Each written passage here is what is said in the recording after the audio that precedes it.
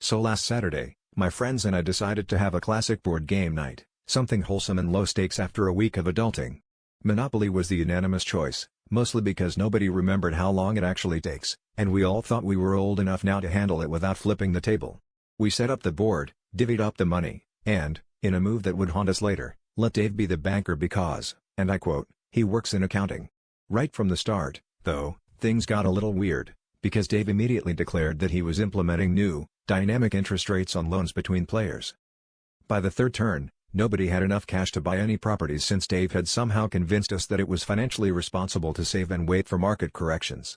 Meanwhile, Sarah tried to pay her rent in snacks, which led to a heated debate about the exchange rate between pretzels and Monopoly dollars.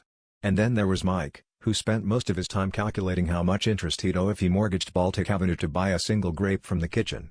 The only thing moving around the board faster than our game pieces was the blame for why nobody had bought a single property yet.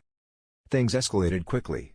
Dave started charging us a processing fee every time we touched the community chest.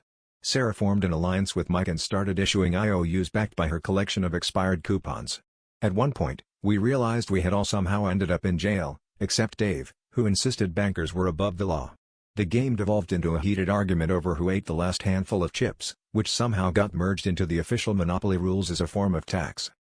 After 3 hours of this madness, we looked at the board and realized the only thing we'd managed to pass was the blame, because in our version of Monopoly, nobody ever made it past go.